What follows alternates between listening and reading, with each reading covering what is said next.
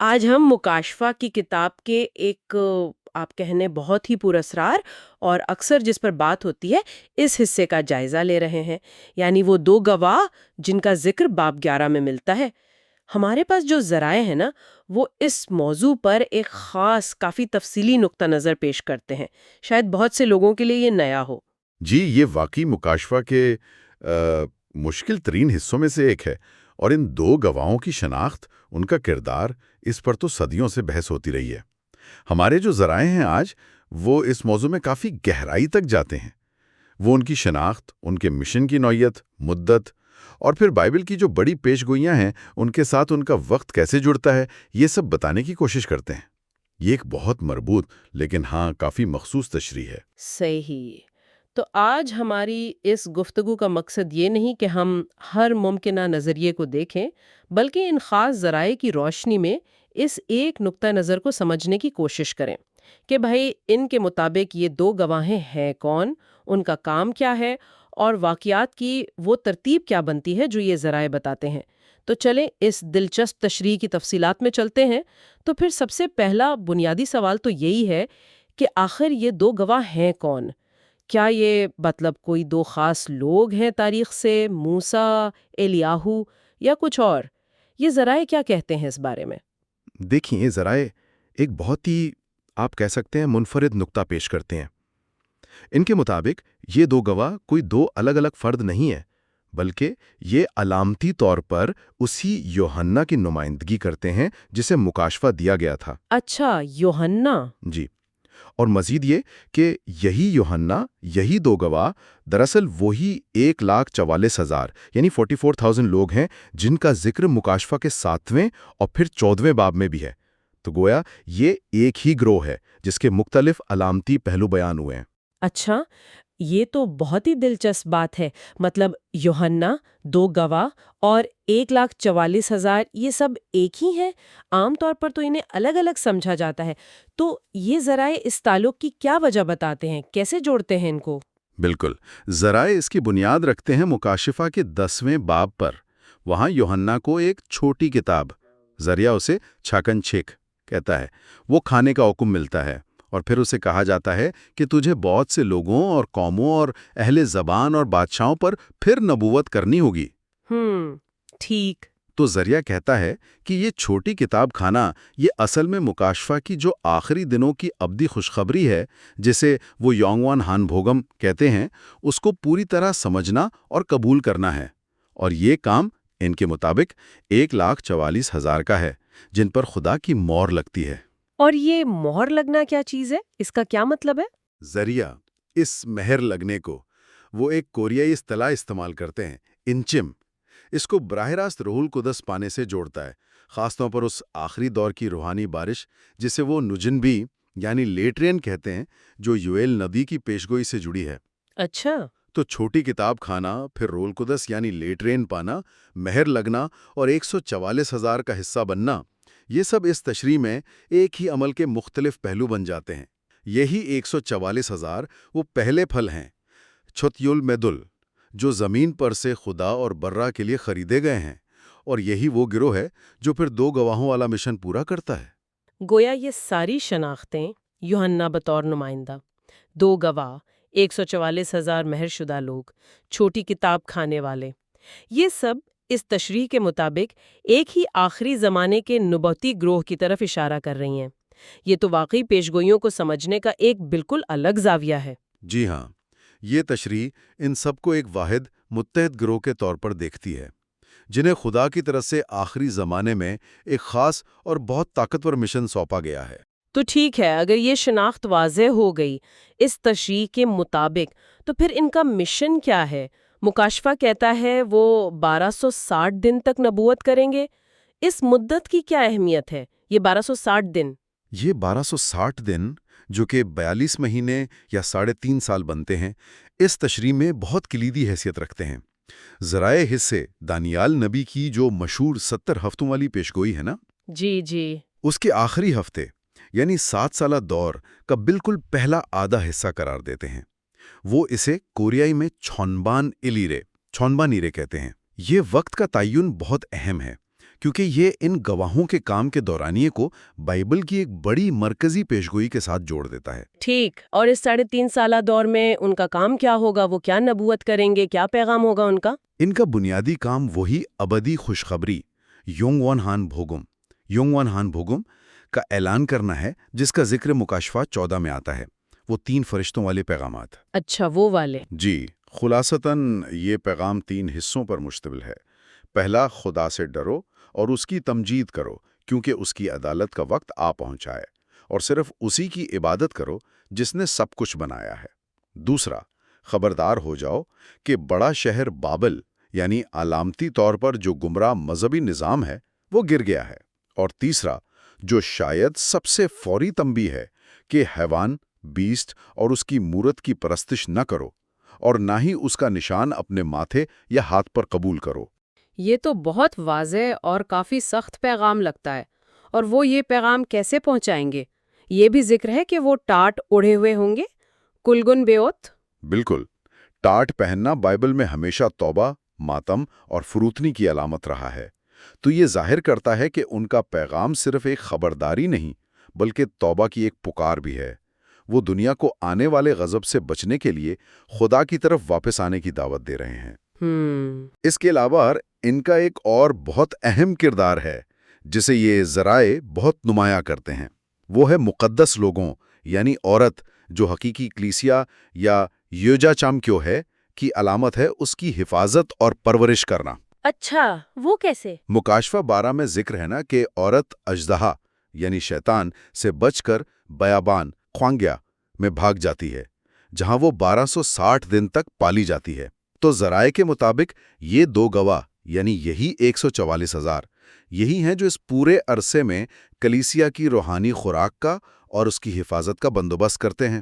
تو وہ صرف پیغام نہیں دے رہے، وہ کلیسیا کی دیکھ بھال بھی کر رہے ہیں۔ اور ان کے پاس کچھ غیر معمولی اختیارات کا بھی ذکر ہے نا، کچھ طاقتیں۔ جی ہاں، وہ کوئی بے بس مبلغ نہیں ہے، ان کے پاس زبردست روحانی طاقت ہے۔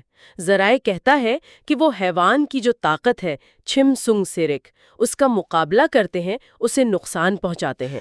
ایک جگہ تو کوریائی متن میں لفظ ہے پھکسل نیمیو، جس کا مطلب ہے توڑتے پھوڑتے ہوئے، یعنی شدت سے مقابلہ کرتے ہیں۔ اچھا، ان کے پاس موسیٰ اور ایلیاہ نبی جیسی قدرتیں ہیں۔ مثلاً وہ اپنی نبوت کے دنوں میں آسمان کو بند کر سکتے ہیں تاکہ بارش نہ ہو، بالکل ایلیاہ کی طرح۔ وہ پانی کو خون میں بدل سکتے ہیں، موسیٰ کی طرح۔ اور جب بھی وہ چاہیں زمین پر ہر طرح کی آفتیں لا سکتے ہیں، اور اگر کوئی انہیں نقصان پہنچانا چاہے تو ان کے منہ سے آگ نکل کر ان کے دشمنوں کو بھسم کر دیتی ہے۔ یہ سب ان کی الہی اتھارٹی اور حفاظت کو ظاہر کرتا ہے۔ یہ تو واقعی بہت ہی طاقتور کردار لگتا ہے۔ ذرائع میں زکریا نبی کی کتاب کے 4 باب کا حوالہ بھی آتا ہے، جہاں 2 زیتون کے درختوں اور 2 شمعدانوں کا ذکر ہے، 2 کملام ناموں، 2 چھڑدے۔ ان علامتوں کو ان گواہوں سے کیسے جوڑا گیا ہے؟ یہ علامتیں ان گواہوں کی روحانی حیثیت اور ان کی طاقت کا سرچشمہ سمجھنے کے لیے بہت اہم ہیں۔ زکریا میں یہ 2 ممسوح یعنی انوائنٹڈ ونز کی نمائندگی کرتے ہیں، جو پوری زمین کے خداوند کے حضور کھڑے رہتے ہیں، اور جن سے سنہری نالیوں کے ذریعے تیل، جو روح القدس کی علامت ہے، وہ بہتا رہتا ہے۔ جی، مکاشفہ میں یہی 2 گواہ وہ 2 زیتون کے درخت اور 2 شمعدان ہیں۔ زیتون کے درخت ہونے کا مطلب ہے کہ وہ براہ راست روح القدس کے تیل یعنی کرم سے بھرپور ہیں۔ یہی ان کی طاقت، ان کی حکمت، ان کی برداشت کا ذریعہ ہے۔ اور شمعدان ہونے کا مطلب ہے کہ وہ دنیا میں خدا کی سچائی کی روشنی پھیلاتے ہیں۔ تو یہ علامتیں ظاہر کرتی ہیں کہ ان کا مشن انسانی نہیں بلکہ الہی ہے، اور روح القدس کی طاقت سے چلتا ہے۔ اور موسیٰ اور الیاہ کا ذکر بار بار کیوں آتا ہے؟ کیا صرف ان کی طاقتوں کی وجہ سے؟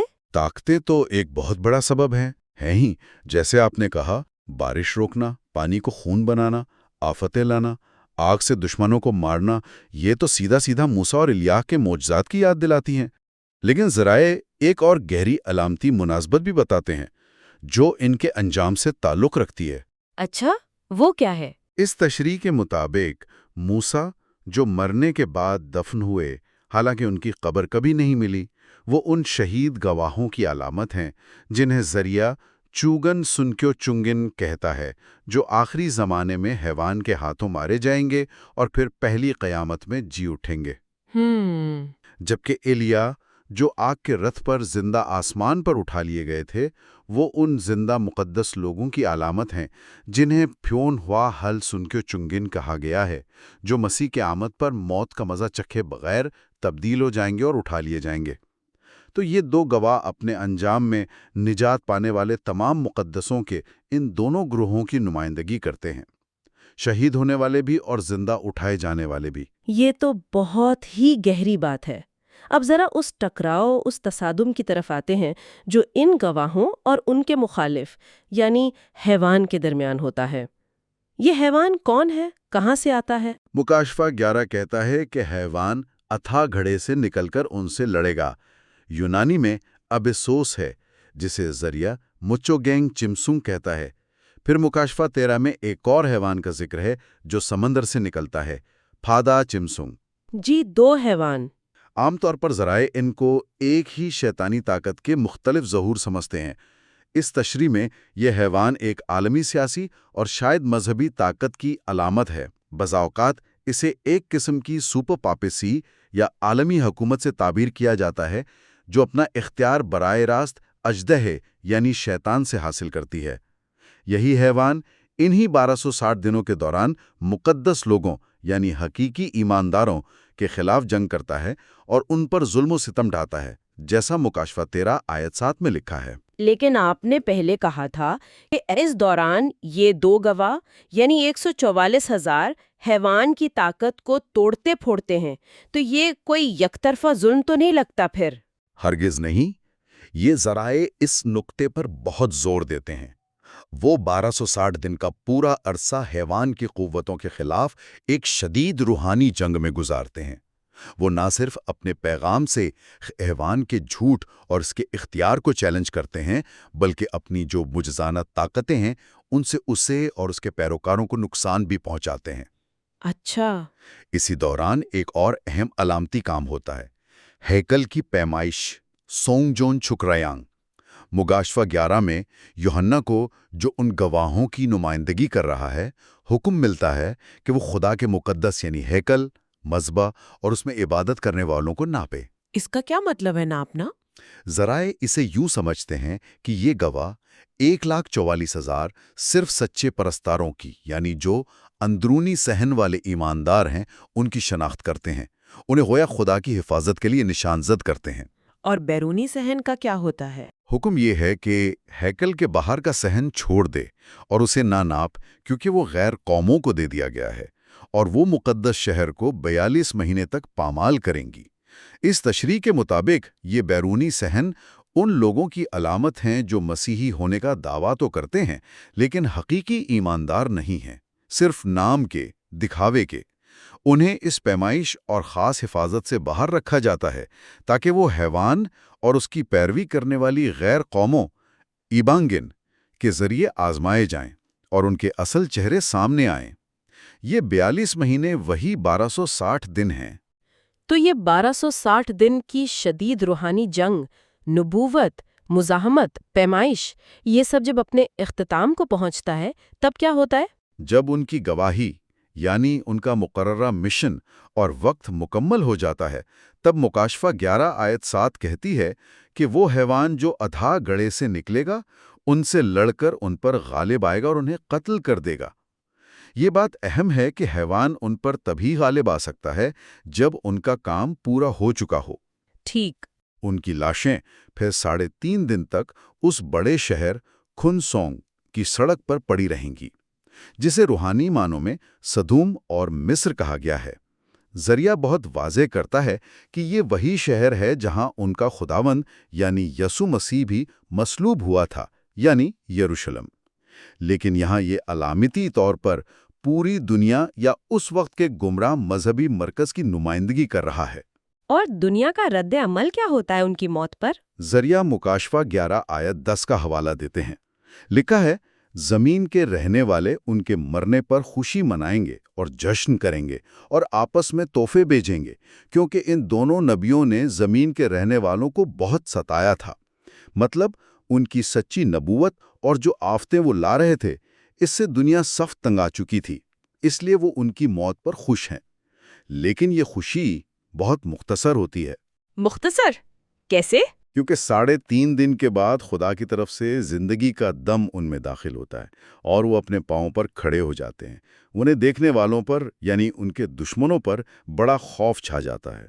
پھر آسمان سے ایک بڑی آواز آتی ہے جو انہیں کہتی ہے، یہاں اوپر آ جاؤ، اور وہ بادل پر سوار ہو کر اپنے دشمنوں کے دیکھتے دیکھتے آسمان پر اٹھا لیے جاتے ہیں۔ یہ تو حیرت انگیز ہے۔ یہاں ایک بہت ہی اہم نقطہ ہے جو یہ ذرائع پیش کرتے ہیں، وہ یہ کہ یہ واقعہ صرف ان 2 علامتی شخصیات کا جی اٹھنا نہیں، بلکہ یہ پہلی قیامت کا حصہ ہے جسے وہ ایک چے بحال کہتے ہیں، یا اس کی تکمیل ہے۔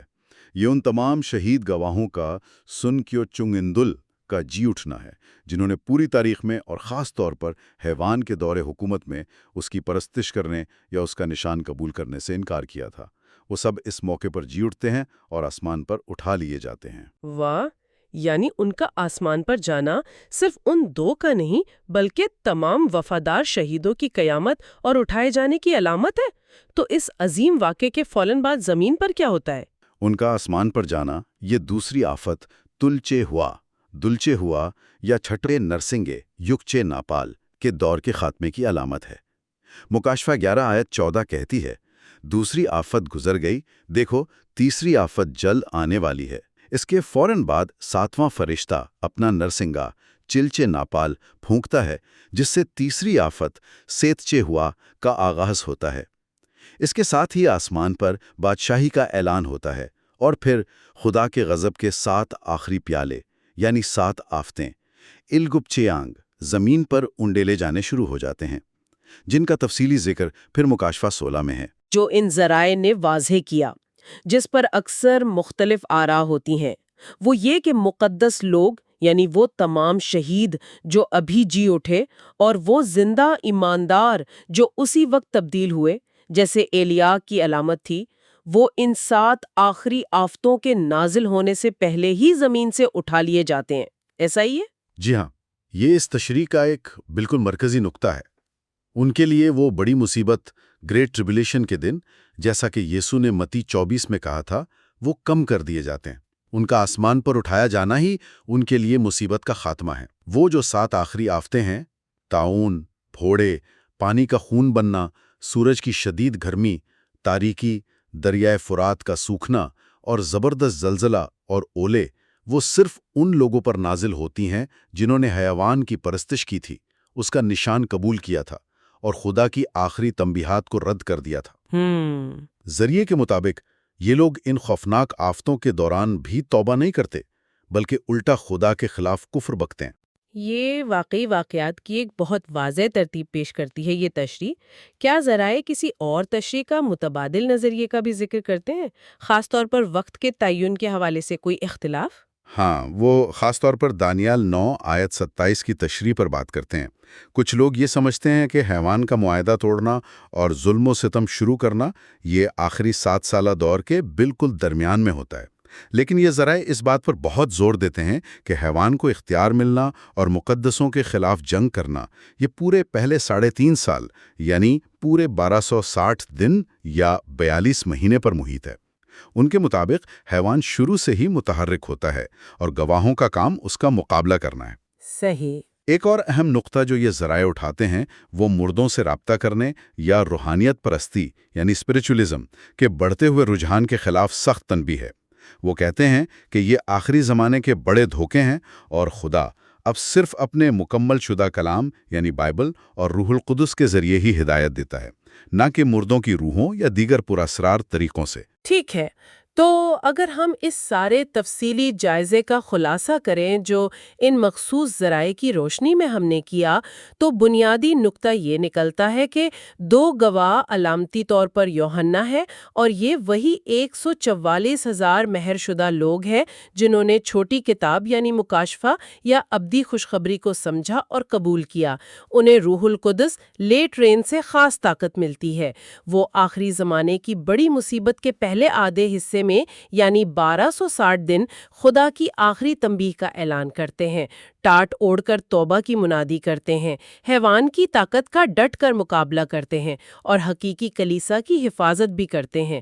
اپنا مشن مکمل کرنے پر وہ شہید ہوتے ہیں، 3.5 دن بعد تمام شہیدوں کے ساتھ پہلی قیامت میں جی اٹھتے ہیں اور پھر 7 آخری آفتوں کے شروع ہونے سے پہلے ہی آسمان پر اٹھا لیے جاتے ہیں۔ بالکل، یہ ایک انتہائی مربوط اور بہت تفصیلی تشریح ہے۔ یہ مکاشفہ اور دانیال کی کئی پیچیدہ پیشگوئیوں کو ایک واحد آپ کہہ لیں مربوط کہانی میں بننے کی کوشش کرتی ہے۔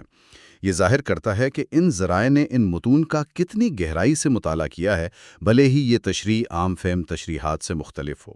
آج کی اس گفتگو سے ایک حتمی سوچ یہ ابھرتی ہے، ان ذرائع نے چھوٹی کتاب یعنی مکاشفہ یا ابدی خوشخبری کو کھانے یعنی روح القدس لیٹ رین پانے اور 144,000 میں شامل ہونے کے لیے کلیدی قرار دیا ہے۔